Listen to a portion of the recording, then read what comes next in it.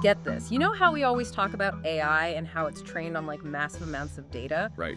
Well, imagine downloading the entire Library of Congress Oh. a few times over. Okay. That's basically the scale of data Meta is accused of snagging. And allegedly, not all of it was, obtained legally.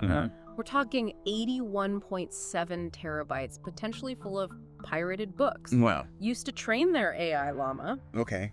We're deep diving into court records and a Tom's Hardware article today. Right. Examining this legal battle and what it means for you Yeah. and the future of AI. What's really fascinating here is where this data allegedly came from. Yeah. Shadow libraries like Anna's Archives, ZLibrary, and LibGen. Okay. These aren't your typical public libraries. Right. They're known for offering access to copyrighted material without permission. Oh, wow. So if the allegations are true, Meta knowingly went to a source that exists in a legal gray area, to put it mildly. So not just borrowing a book from a friend, but more like sneaking into a restricted archive. Yeah. That's a pretty bold move for a company like Meta. And you'd think with all their resources, they'd have more above-board ways to get data right. You would think so, and that's what makes this case even more interesting. Yeah. There's evidence suggesting that some Meta employees had concerns about this approach. Oh, really? Yeah. Internal emails show worries about using pirated material. Wow. One senior AI researcher even wrote, "I don't think we should use pirated material. I really need to draw a line here." Wait, so they knew they were potentially playing with fire and still went ahead with it? It seems that way. That's a bit concerning. It does raise questions about their internal decision-making processes. Yeah. Another employee expressed concern comparing these shadow libraries to Pirate Bay. Oh, wow. Imagine being that person worried about downloading a movie illegally, Right. and then you see your company potentially doing something similar on a much larger scale. I wouldn't want to be in their shoes. Right.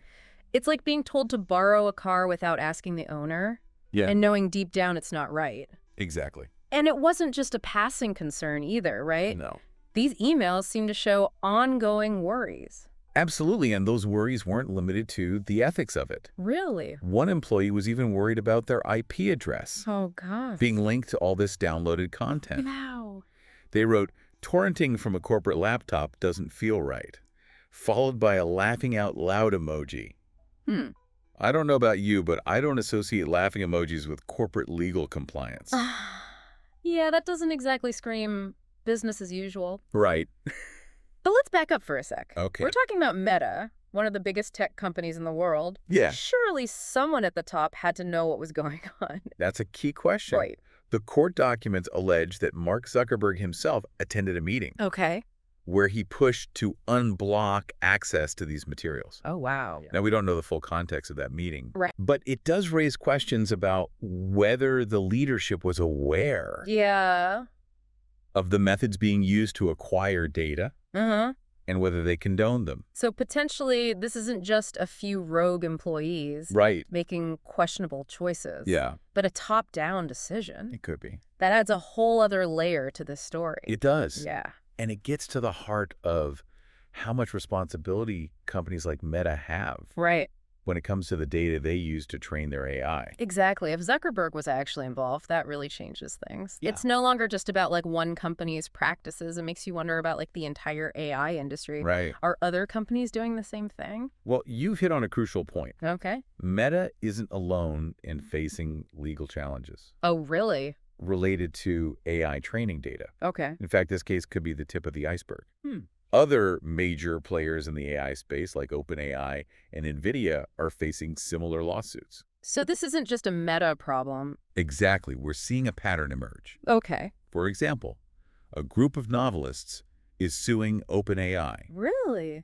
claiming that their copyrighted books were used to train ChatGPT Wow. without their permission.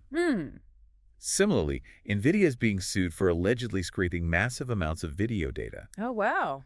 from YouTube and other platforms. So it's like a widespread issue.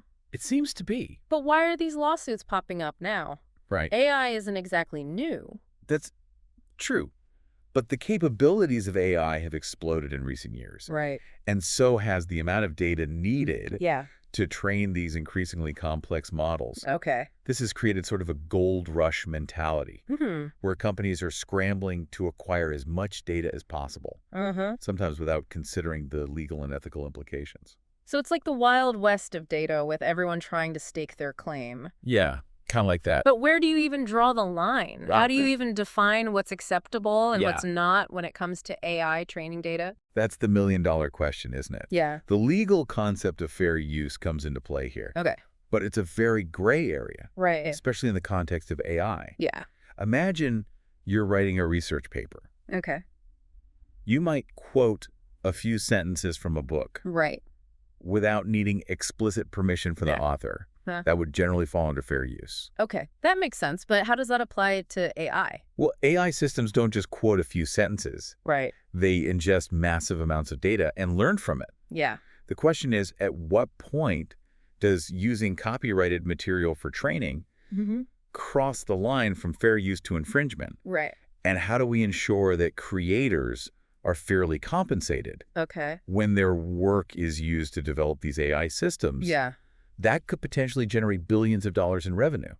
It's a tricky situation. It is. On the one hand, AI has the potential to revolutionize countless fields. Absolutely. But on the other hand, it shouldn't come at the expense of creators' rights. Yeah. It seems like finding that balance is going to be crucial. Absolutely. And it's a conversation that we all need to be a part of. Okay. You, as a consumer of AI-powered products and services, have a stake in this debate, too. Yeah. Think about all the creative content you enjoy. Okay. Books, music, movies. If those creators aren't fairly compensated or recognized for their work, it could have a ripple effect on the quality and diversity of the content we all have access to. So this isn't just a legal battle between tech companies and creators. It's something that affects all of us. Precisely. And the outcome of these lawsuits could have far-reaching consequences. Oh, wow. If Meta wins, it could set a precedent. Yeah. That makes it easier for other companies to use potentially copyrighted material without permission. Right. That could stifle creativity and innovation in the long run. Yeah. But if the creators win, it could force the AI industry to rethink its data acquisition practices and find more ethical and sustainable ways to train its models. Yeah, it's a bit of a tightrope walk, isn't it? It is. We all want to see AI advance, but not at the cost of artists and writers being left behind. Right. What happens if a company like Meta actually wins this case? Yeah. What kind of message does that send? That's the real worry here. Yeah. If Meta wins, it could set a precedent that says, like, hey, it's okay to use potentially pirated material to train AI. Right. Think about what that means for the future of AI development. Could we see a world where companies just grab any data they can find regardless of copyright? Yeah. All in the name of building bigger and better AI. Right. It's not a great picture for creators. And what about us? Yeah. The people using these AI tools, what if the data used to train them is like biased or incomplete? Right. Because it was scraped from questionable sources. Yeah, that's a critical point. Yeah. The quality of AI depends heavily on the quality of its training data. Right. If that data is flawed, the AI will be flawed too. Yeah. And those flaws can have real-world consequences. Right. Imagine an AI system used for loan approvals that was trained on data that disproportionately denied loans to certain groups of people. Right. Or an AI hiring tool that favors certain demographics over others. Oh. It's a recipe for perpetuating existing inequalities. So this isn't just some abstract legal debate. No. This has real-world implications for everyone. Absolutely. If AI is going to be like a positive force in our lives, we need to make sure it's built on a solid foundation of ethical and legal data practices. Absolutely. We need to find a way to balance the need for massive data sets with the rights and creators and the need for fair and unbiased AI. Okay, so how do we actually do that? Right. Where do we go from here? Yeah. Are there any solutions on the horizon? Well, there are several promising avenues. Oh, one is to focus on creating more robust opt-in systems. Okay. Where creators can explicitly give permission for their work to be used in AI training.